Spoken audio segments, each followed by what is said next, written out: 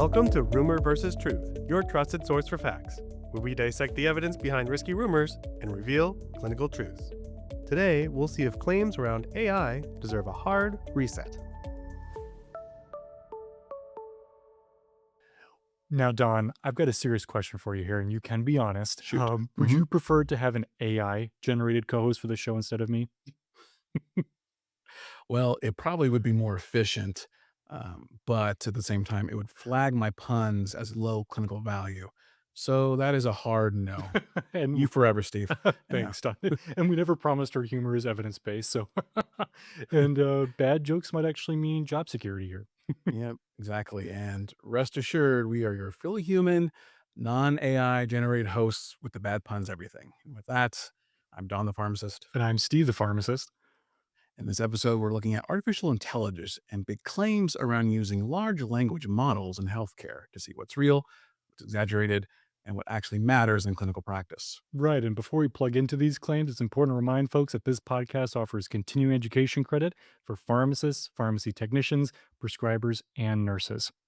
Yep. Just log into your pharmacist letter, pharmacy technician's letter, or prescriber insights account. Look for the title of this podcast and the list of available CE courses. And for the purposes of disclosure for today's podcast, none of the speakers have anything to disclose. So, Steve, glad we're doing this topic. Artificial intelligence has met lots of praise and with that, lots of critique. And it's pretty much ever since Chat GPT came out several years ago. And even one of my family members calls AI automated incompetence. So is my aunt really fair with that? Yes, sounds kind of harsh, but Yeah. while we debate AI's role in society, we know AI is already showing up in healthcare. Things like clinical decision support, documentation, patient education, even drug info. Also, AI isn't just chatbots here. A lot of real world examples include pattern recognition tools you might see in things like imaging or ECG screening, things like that.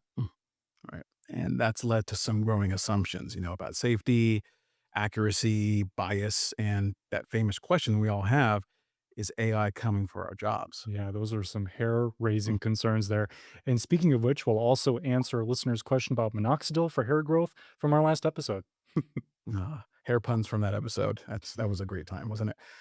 All right. So let's go ahead and get to our first claim here. And actually goes back to our banter from the beginning.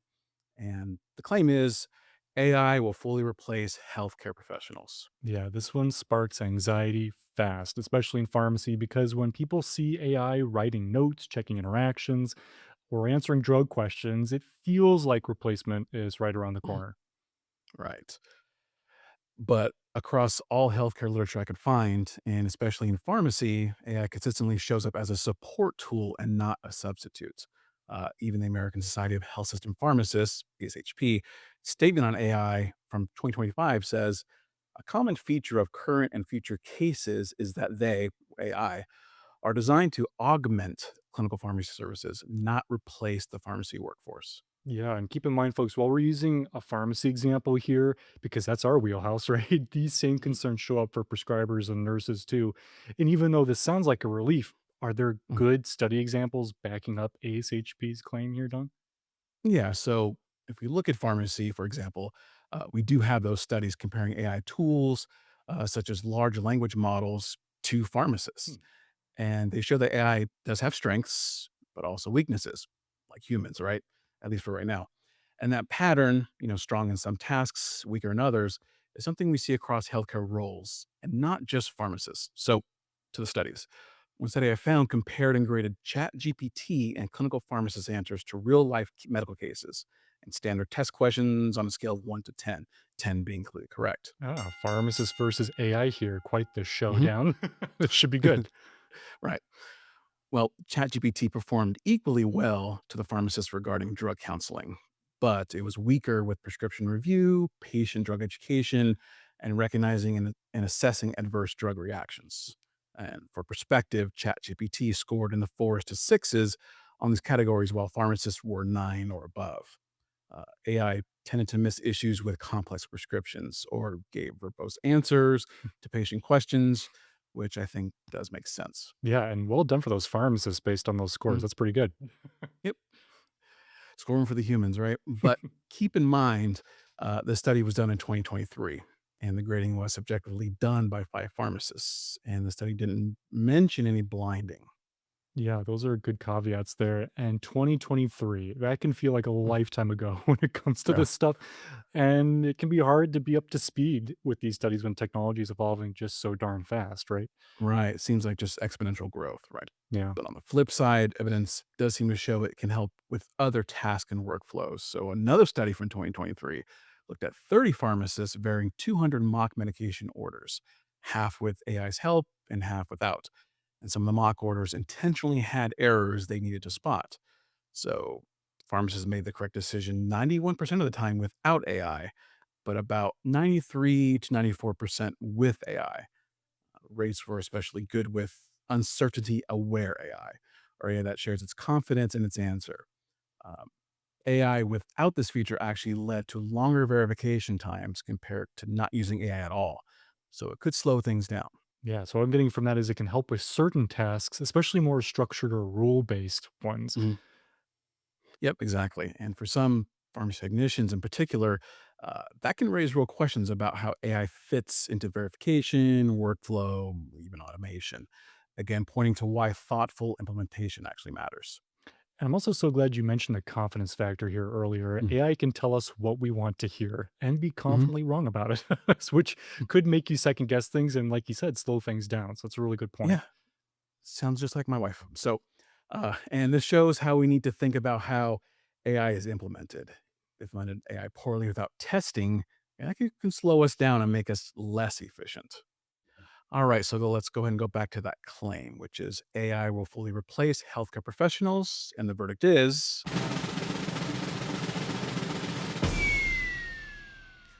this is a rumor.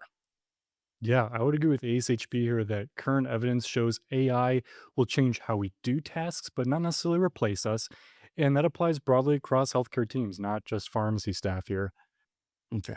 Now, something fun, Steve. I did pose this question, it's claimed to Claude, which is our own AI software, to see what it thinks the verdict should actually be. Oh dear, I'm worried, Don.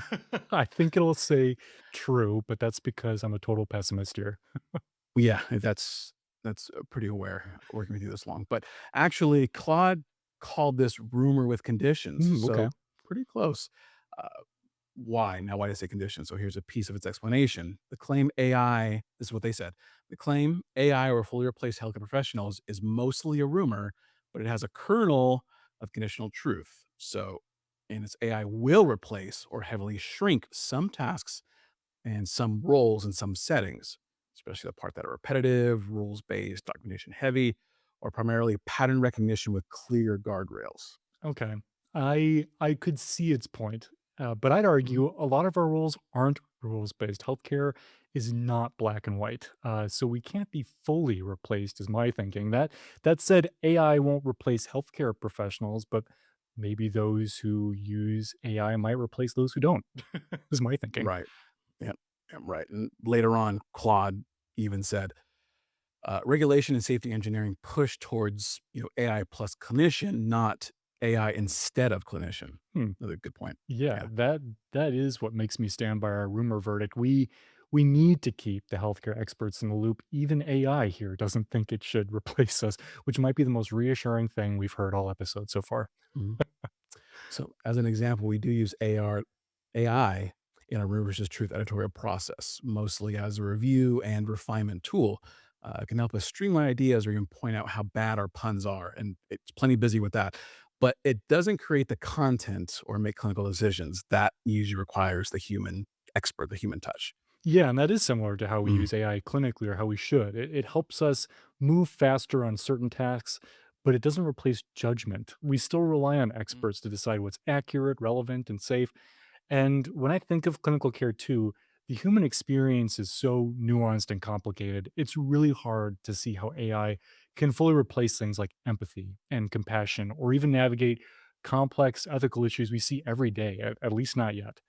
yeah. So I like that heartfelt point that you just gave, Steve. But it's worth looking into ways AI can help you boost your efficiency in your daily tasks. So we'll pitch out our artificial intelligence and pharmacy practice FAQ on our website for a handy list of potential uses and considerations for AI in your work.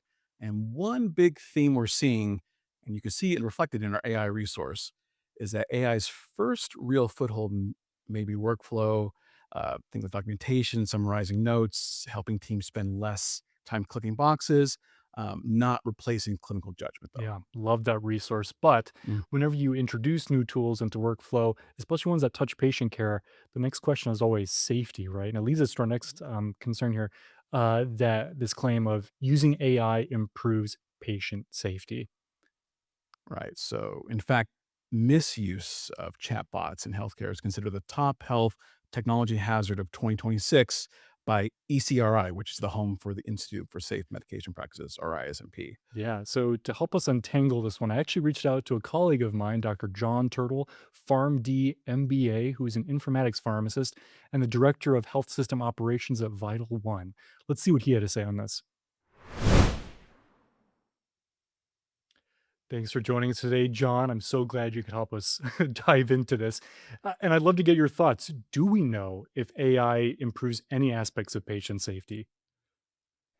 Hey, Steve, how you doing? Good to talk to you. Um, you know, AI, the thing is AI can detect safety risks earlier. Okay. The first principle of, all healthcare ethics is to do no harm. But in and of itself, AI is not the risk. It's how we use it, right? Mhm. So, as a clinician, it can help you identify what risks there may be in front of you, but it is ultimately your discretion. And us as pharmacists, we serve as a critical redundancy in every single environment we practice in. Mhm. And so, providers, nurses, you name it, are relying on our ability to verify whatever information is there and give a recommendation based on what's out in front of us. So, bolstering that use of AI can help patient safety, but ultimately it's not going to ever replace it. Yeah, great point. And what can we do on our end to make that detection better? I assume AI can't just do that automatically. So what do we need to do on our end? Well, so a lot of it is just making, everything within clinical software applications is a workflow based data input, right? Mhm. So making sure that your workflows are standardized, they reflect your policies and procedures, and that they are consistent. So I always like to use the example of a Vanco trough, right? So Mhm. you're dosing Vanco, and this goes back when I started as an intern. The quality in, quality out, right? So if the information that you are using to perform your clinical assessment is bad, then your clinical assessment will be bad. So the same applies for AI, in that whatever information is going into the system needs to be consistent and current in order for the AI to provide information back to you in a Great good way. points there. Yeah, I like that Venko example. And are there any ways that AI can make safety worse that we know about that we should be watching for? Absolutely. I mean, there's ways that if you're using an outdated data set, or any sort of outdated information, it's going to learn AI. There's three general modalities with AI. There's neuronal networks, Mm. natural language processing, and predictive analytics. All three of those, if you're using outdated information, steer clear. Yeah, good points. Good points. And then what about alert fatigue too? I've heard about concerns with that. Does AI improve that? Does it make it worse there too? Or what's your I take? yeah, I mean, I think that I'm Stephen, I'm bull on AI. I mean, I think that the more that as pharmacists we can lean into it, the stronger that we can become, the more that we will be able to accomplish within our clinical work. But I will say, as far as like clinical decision support is what I usually call alerts, right? Mhm. That's nothing new. We've seen that. I mean, I've seen clinical alerts since 2007 when I started in pharmacy. Nice. Um, and so, and you could think even back to before then. I mean, Stephen, AI, we had spell check, right? I mean, there was a computer telling you how to spell a word that it thought you were trying to spell a long time ago. So, as far as alert fatigue, there are always going to be things that pop up and tell the clinician, "Hey, watch out for this." Now, I think that AI can be more sensitive to the Mhm. situation based on contextual workflows and contextual situations. But at the end of the day, if the clinician is not paying attention to the alert, it is always a clinical discretion scenario. Great points there. Well, I think we got a lot of great material here. I'm going to take this back to Don and see what he thinks. But thank you, John. This is awesome. One more thing, Oh, Stephen. yeah. So the way I think of AI is if I'm a big Star Wars nerd, right? AI is like AI is like C3PO, right? He is this, and you know what? C3PO is in a lot of those movies, Mhm. and he's always helping the good side over the bad. But at the end of the day, you do not want C3PO flying the Millennium Falcon. That's a good point. I like that analogy there. And we'll leave it at that. And I'll bring that back to Don. I'm sure he loves the Star Wars reference too. So we'll see. Thank you, John. Have a good day. Wow, that really was a great interview, and always appreciate a good Star Wars reference. So I know you well on would. him for that. Yeah. So we really struggle to find, robust randomized data that show that AI improves or harms patient outcomes. But we have growing observational evidence that show it can go either way, right? It's important to consider that AI may catch a dosing error at scale, miss the one detail that a human would catch in seconds. Right. And we talked about some of AI's weaknesses earlier that could lead to safety issues. But on the other hand, I also found some systematic reviews that showed AI can be helpful in other ways with safety, such as detecting possible errors after they've occurred or processing large amounts of error report data to maybe find patterns, provide solutions, things like that. So it really depends on the situation here and how it's used, kind of like what Dr. Turtle was talking about. Mm, mm. Another safety use case I thought was interesting is how AI may be used in automation to help limit pharmacists' exposure to hazardous meds, which definitely would be a positive for safety. Yeah, that's a unique use case, and the Mm, list could go on and on. So, when it comes mm. to this claim that using AI improves patient safety, the verdict is evidence is mixed. And what's important to realize with any technology, right, is that it depends on how you use it. Whenever I have talked to students and residents about healthcare technology, I tell them to treat it like a power tool. You can use an electric saw, for example, to efficiently build something amazing, or you can accidentally cut off all your fingers. Like it depends on how you use it. Right. And you could be building something out of fingers, though, then it'd be working, right? But that is definitely a memorable and grisly way to think about it, Steve. Yeah, didn't mean to jump scare you there, Don. Yeah. But it's the same with AI. It can help us be more efficient, but it can also hurt people if we use it improperly or without safeguards. Right. I agree. And staff should always check their employer's policies on approved software and proper use before an AI program in their practice. Yeah, not all programs are alike, and prior Mm, testing is really important to make sure AI products are up to the task. And the practical start, perhaps, is using AI to start with low risk, structured tasks first, like we talked about earlier, so you can build your trust in it. And then, if it does well, only then do you move into the high stakes clinical decisions. and continue keeping patient safety top of mind with all technology. So you can use our responding to med errors checklist if an event occurs to make sure you gather all the facts, address the error, and reduce the risk in the future. Yeah, and take a look at the show notes or description. We've linked directly to that resource in Pharmacist Letter, Pharmacy Technician's Letter, and Prescriber Insights, as well as our Artificial Intelligence and Pharmacy Practice FAQ we mentioned earlier. Right. If you aren't a subscriber, don't miss out on these resources. Sign up today to stay ahead and trusted insights and tools. Uh, Now, I'm sure we know at least one person who has asked AI a medical question. Perhaps we've done it ourselves. So that leads to the next important claim, which is AI generated medical answers are more accurate than humans. Now, we need to look at this in two parts questions patients ask AI versus questions healthcare workers post AI. I agree. Two different beasts there that we're talking about. And I'm sure many of us have seen how AI programs will add a disclaimer, for example, saying this is for informational purposes only. For medical advice or diagnosis, consult a professional. so, Right. so knowing that, are there any good study examples looking at this with patients? Yes. So keep in mind, studies out there. on this are hard to interpret overall. They use different AI programs, methods, and can involve very specific settings. For example, like patient questions on specific surgery procedure. Oh, yeah, that is indeed specific. Mhm. A really good point. Right. So, but one example I saw was a randomized UK study in early 2026 looking at patients using AI versus a traditional internet search. The search would be the control here to identify a health condition and course of action. The researchers gave around 1,300 participants various medical scenarios vetted by physicians, which they carried out with AI versus control and compared to what the physicians would have done. Yeah, that's a pretty interesting design. What did they find out from that? Well, when tested by researchers themselves, AI correctly identified conditions in 95% of cases, and proper courses of action in 50%. On the other hand, this dropped to 35% for conditions and 44% for courses of action when the patients actually used AI, which was about the same as a traditional internet search. Right. So a lot of it depended on what the patient told the program, and they risk leaving out key information.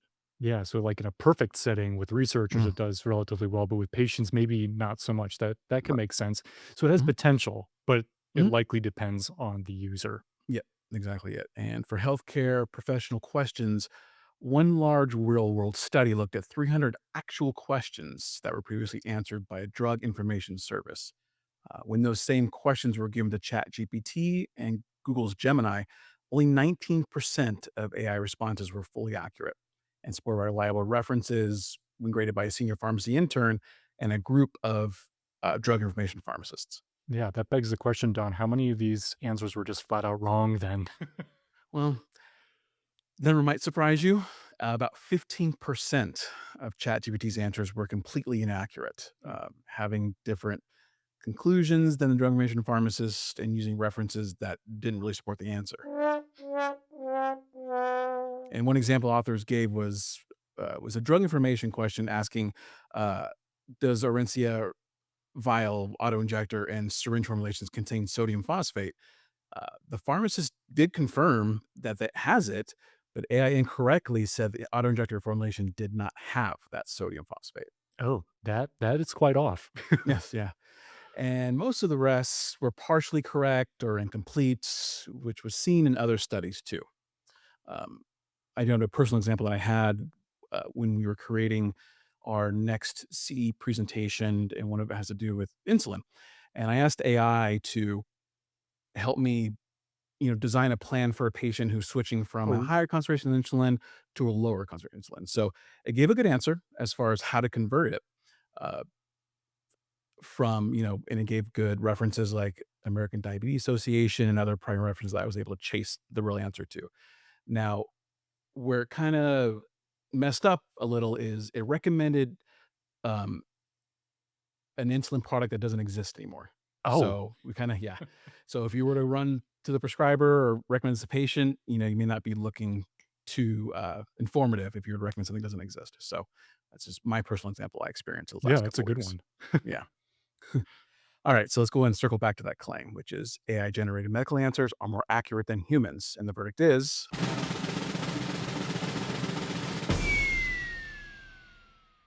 rumor with conditions. Yeah, so AI is very good at perhaps retrieving and summarizing information, but it's weaker at weighing competitive risks, recognizing when information is missing, etc. So that was a good example, Don. Maybe it didn't know that a certain product was off the market. So what was AI's verdict to this one? Did you plug Well, this in? I did. So when plugging this question in the cloud again, it said evidence is mixed. So it's, still a little off. Quoting in here, it said AI generated medical answers are sometimes more accurate than some humans in some settings, but not reliably more accurate than humans overall, and often not better than experts. So a little humble pie there. Yeah, based on that Yeah. explanation, I think we're Yeah. safe then sticking to our own verdict on this one. Right, right. So, well, when I told it that evidence is mixed isn't an option, Claude leaned towards rumor with conditions Okay. instead. So we're roughly on the same page. Yeah, so it kind of goes back to those prompts and what you tell it. They can really obviously affect the outcome there. hmm And we know AI programs may not just, hallucinate. and give wrong answers, they could be confidently wrong too.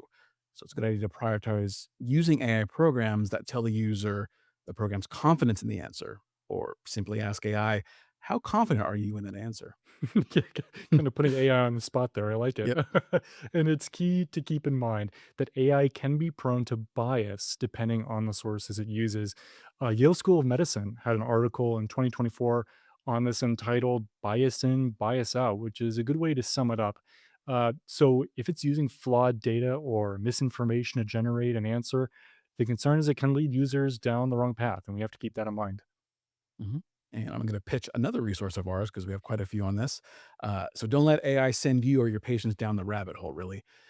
You can see our resource, which is called Resources for Discussing Medical Misinformation chart to help navigate any questionable information that may receive from AI or other sources. Yeah, that's a great resource, Don. Mm. But with these benefits and risks, where does AI fall when it comes to Mm. educating the next generation of healthcare professionals?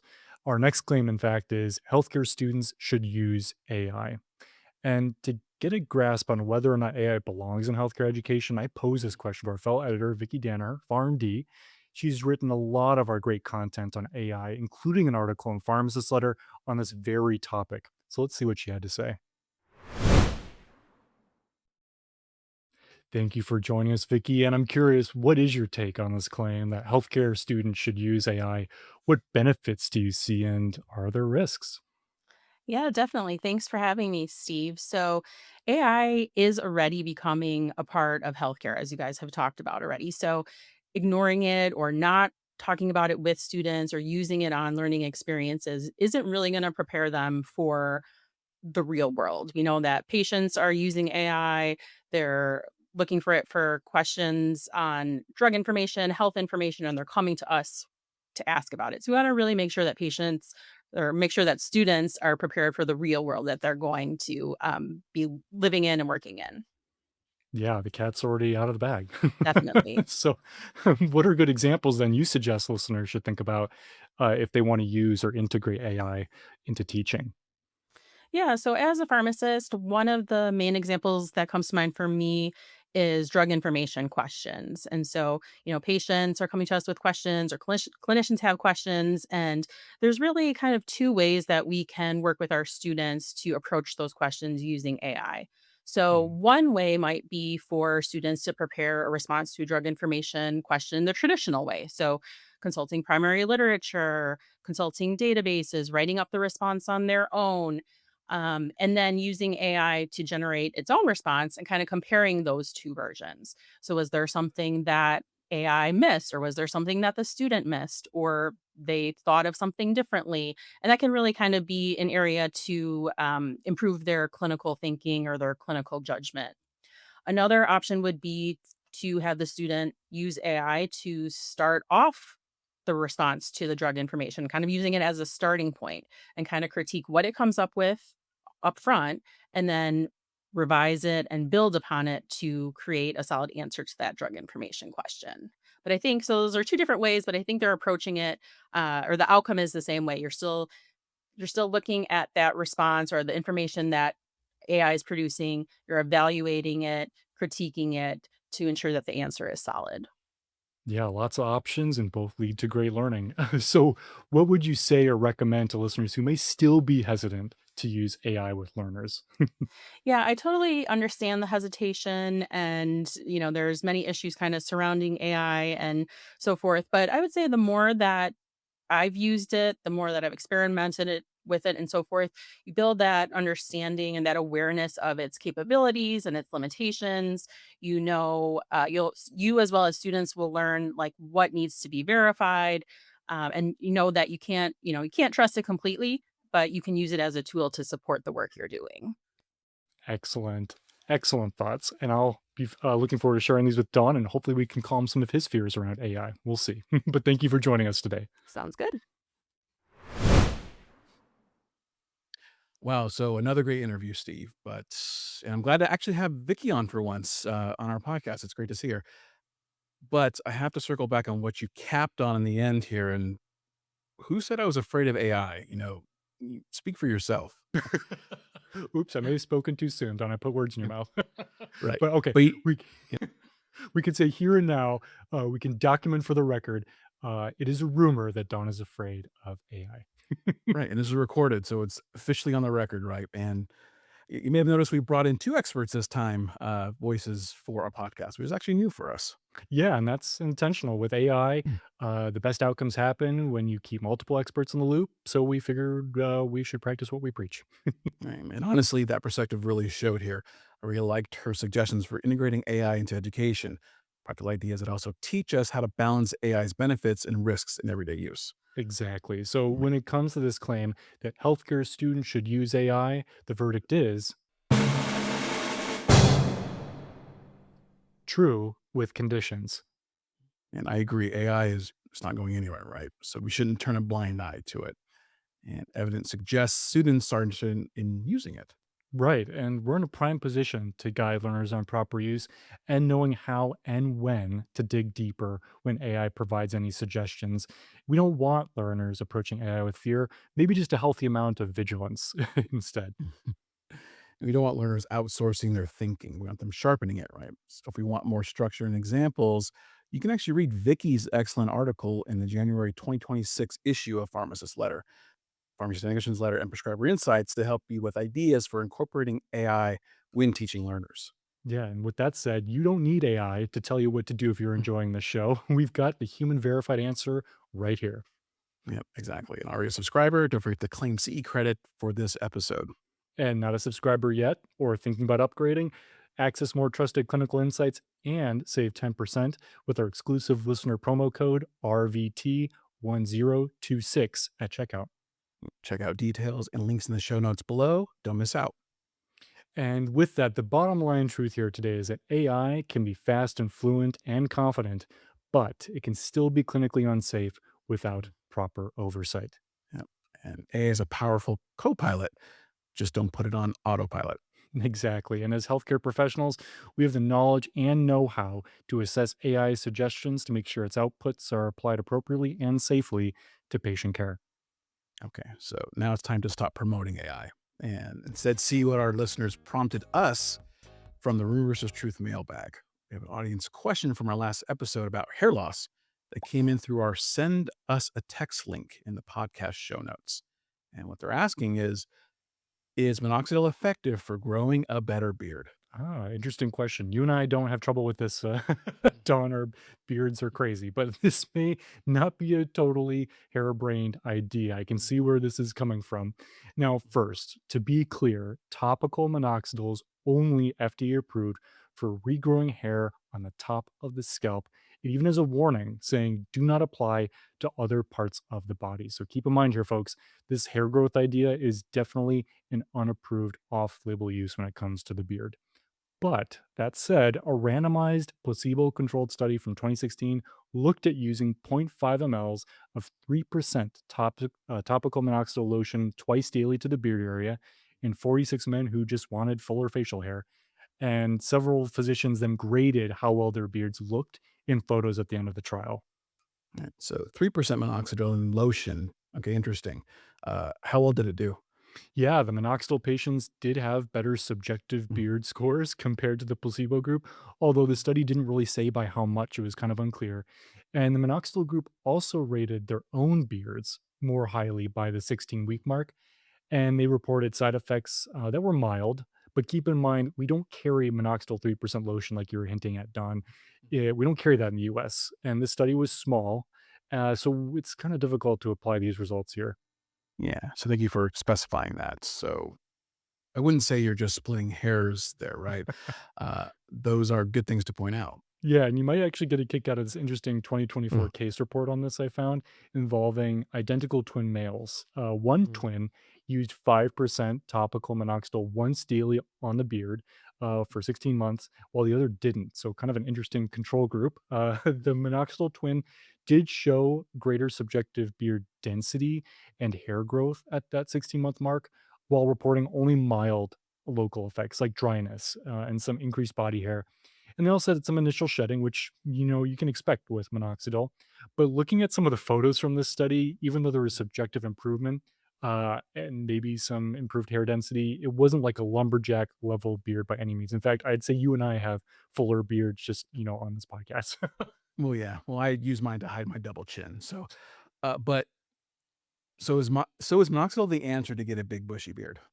I would say that it can improve beard hair density for some Mm, people, and we do have limited controlled trial data and case level data to say that and support that, but it's still off label, and we should look at long term outcomes and side effects before we really use this routinely.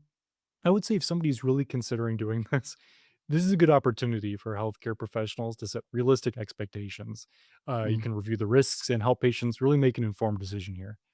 Okay. Yeah. And thank you for that. And this is just the kind of audience question we love. It's practical, it's unexpected, and a little hairy to figure out. Now, if you got an AI related question from this episode or a technology rumor you want us to fact check, send it our way.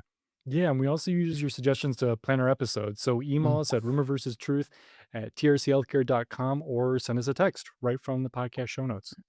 And before you go, claim CE credit and access evidence based resources from pharmacist letter, pharmacy technician's letter, or prescriber insights. And if you're not yet a subscriber or you want to upgrade, save that 10% with our exclusive listener code RVT1026 at checkout. There's an easy link in the show notes. And already a subscriber, tap the claim credit link, in the show notes or search your C organizer for this episode. And join us next time where we'll separate smart prescribing from stubborn myths around antimicrobial stewardship. Mm, You could say that topic is hard to resist, and that's kind of the problem, right? Exactly. So thanks for joining us on Rumor versus Truth, your trusted source for facts, where we dissect the evidence, find risky rumors, and reveal clinical truths. See you next time.